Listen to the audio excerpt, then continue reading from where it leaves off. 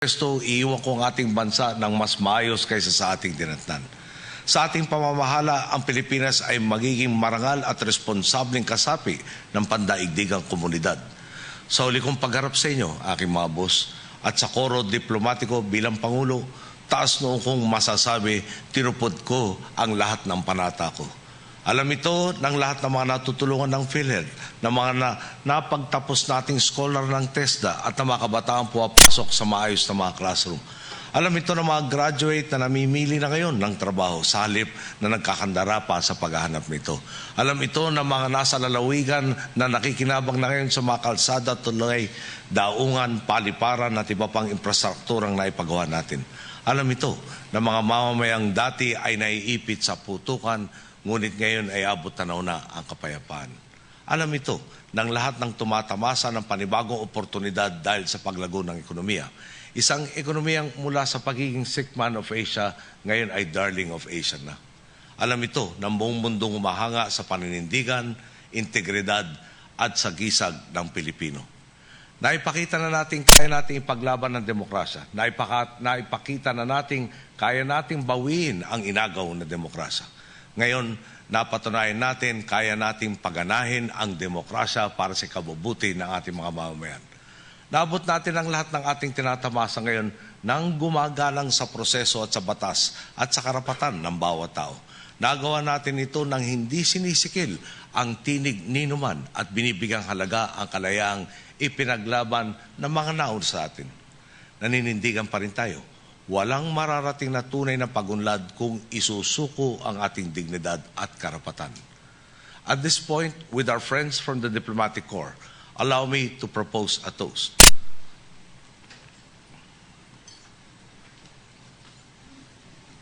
To the Filipino people, may we never lose our patience with the ways of democracy, and may we never take it for granted or be passive in its defense.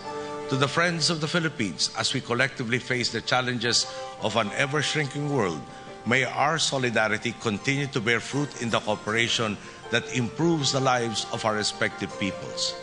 To our hard-won Filipino freedom, earned by the blood and sacrifice of martyrs, nurtured by the vigilance of an empowered people, may it never again be challenged, diminished, or negated. Mabuhay!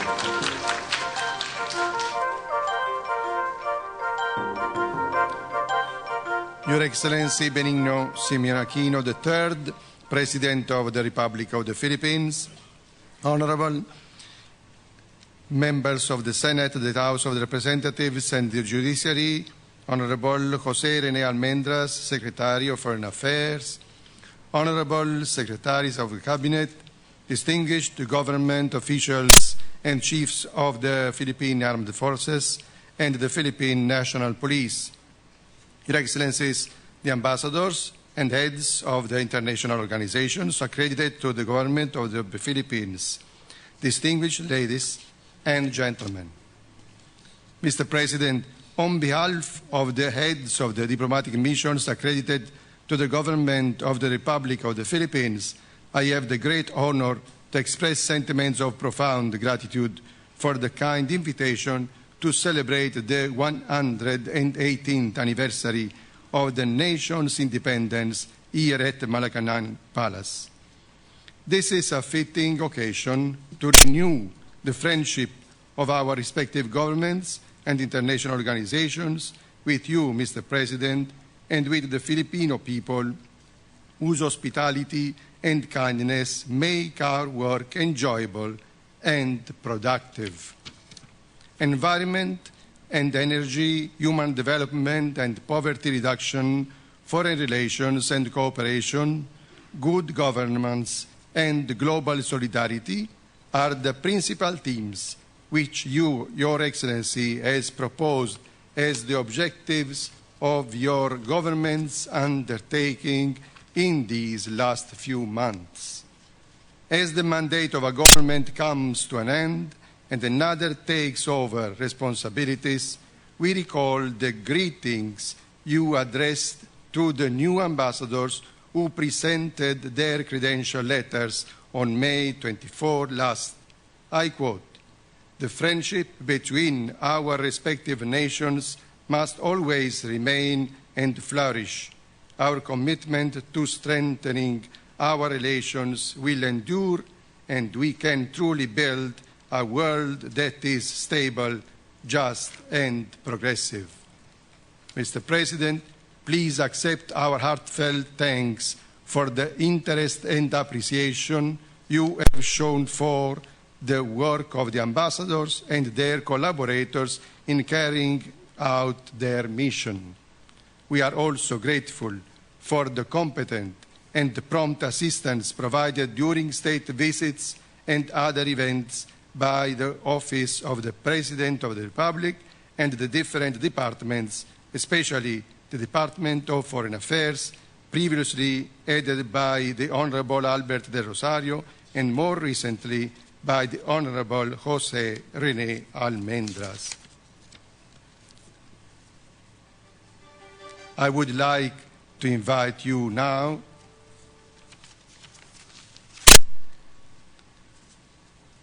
dear colleagues in the Diplomatic Corps and distinguished guests, to raise your glasses to the well-being of His Excellency President Benigno Simeon Aquino III and to the prosperity and progress of the Filipino people. God bless the Philippines. Mabuhay!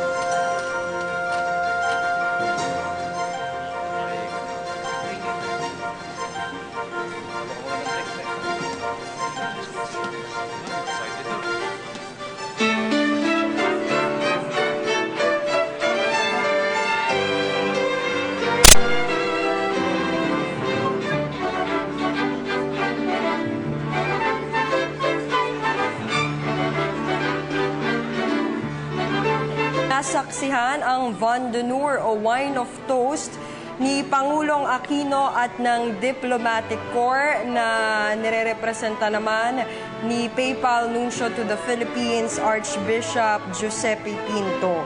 Patuloy nga po ang pakikipaglaban natin para maprotektahan ang ating kalayaan na ipinaglaban ng ating mga ninuno 118 taon na ang nakalilipas. Ito po ang laman ng mensahe ni Pangulong Aquino sa Vin d'Honneur kanina. Anya, minsan na nga pong ninakaw ng kapwa Pilipino ang kasarinlan na ating natamasa. Yan po ay noong panahon ng batas militar. Sa katunayan ay naglabas pa siya ng isang video kung saan idinedetalye niya ang mga naging pangyayari noong batas militar, kung saan ang kanyang ama na si dating Senador Ninoy Aquino ay isa sa mga political detainee ng Administrasyong Marcos. Agosto 1983 nga po nang ma-assassinate si dating Senador Aquino sa tarmac sa Manila International Airport na naging hudyat ng EDSA Revolution. At ang panawagan nga po ni Pangulong Aquino sa sambayanang Pilipino ay dapat nating ipaglaban at ipagsigawan ang lahat ng mahalaga, kasama na rito ang ating kalayaan at demokrasya. At ibinahagi din po ni Pangulong Aquino sa Diplomatic Corps ang kanyang naging pangako noong una siyang humarap sa mga ito nung siya'y manungkulan bilang Pangulo ng ating bansa taong 2010. At sinabi nga niya po doon, ipinangako niya nga po noon na magiging marangal ang ating bansa, haharap ng marangal ang Pilipinas sa daigdig. At ibinahagi din po ni Pangulong Aquino sa kanyang mensahe ang mga naging tagumpay ng kanyang administrasyon. Kasama na rito ang pagtaas ng mga taong nabibigyan ng benepisyo ng PhilHealth. Gayon din po ang modernisasyon sa hanay ng Armed Forces of the Philippines at ang paglago ng ating ekonomiya mula sa pagiging sick man of Asia na ngayon ay darling of Asia na. Pagkatapos po ng toast ni Pangulong Aquino, ang sumunod naman po sa kanya na nagbigay ng mensahe ay si Papal Nuncio Archbishop Giuseppe Pinto at kanyang pinasalamatan si Pangulong Aquino sa imbitasyon on behalf ng Diplomatic Corps. Kanya rin pong pinapurihan ang mga naging matagumpay na plataforma ng Administrasyong Aquino, kasama na rito ang mabuting pamamahala. At pinuri rin niya ang Pangulo sa competence nito na pamunuan at pangunahan ang maraming state visit na naganap sa ating bansa sa loob ng 6 na taon. Samantala, kasabay po ng ating pagdiriwang ng Araw ng Kalayaan ay marami po tayong programa na inihanda. Ito po ay hatid ng iba't ibang sangay ng pamahalaan at pribadong sektor. Meron pong mga serbisyo at palatuntunan na tiyak namang ikatutuwa ng ating mga kababayan. Kasama po dito ang free medical, dental, optical services mula 7 a.m. hanggang 1 p.m. sa Burnham Green along South Drive, dyan po sa Rizal Park sa Maynila. Meron din pong job fair sa Senior Citizens Garden sa Rizal Park, Manila, maging sa iba pa pong mga lugar na kabahagi ng ating selebrasyon. Meron din pong libreng sakay ang MRT at LRT mula alas 7 ng umaga hanggang alas 9 po ng umaga. Meron din pong libreng sakay pa yan hanggang alas 5 ng hapon, patungong alas 7 ng hapon. Meron din pong libreng sakay ang ferry ride dyan sa Pasig River. Yan po ay nagsimula kaninang alas 6 ng umaga na magtatapos alas 6 ng gabi. Kasabay po nito ay may mga band and drills exhibition, hatid po ng AFP, PNP, Philippine Coast Guard at MMDA. Ipapakita po nila ang kanilang mga kapabilidad at proficiency sa sa silent at slow drills at band exhibitions. Pagkatapos po ay mamayang gabi po ay meron din pong 3D mapping dyan po sa monumento ni Rizal. Alas 7 po o alas 7:30 po ng gabi yan at fireworks display. Doon po sa mga nais humabol ay tumungo lamang kayo sa Rizal Park at makiisa sa ating pagdiriwang ng ika-118 anibersaryo ng Araw ng Kalayaan. At sa araw po ng pagdiriwang nga natin ng kalayaan ay maraming ang programa na naihatid na nga natin. At sa puntong ito ay nais po namin pasalamatan ang aming mga naging kaagapay para maitanghal ang aming special coverage ng Araw ng Kalayaan. Una po ang pamunuan ng Manila Hotel. Sunod po ang Robert o sina Ginoong Robert at Ginang Teresita Alpar ng Robert's Bridal House and Events. Maaari po silang bisitahin sa 32 IBP Road, Batasan Hills, Quezon City. Kontakin nyo rin po sila sa 431-5788 at 427-4251. I-text nyo rin po sila sa 0932-856-1741. Dito na po nagtatapos ang ating special coverage ng Araw ng Kalayaan. Sama-sama nating lasapin ang kasarinlan ng ating bansa sa pamamagitan ng pagkakaisa, pag-aambagan at pagsulong. Mabuhay ang malayang Pilipinas! Ako po si Ria Fernandez.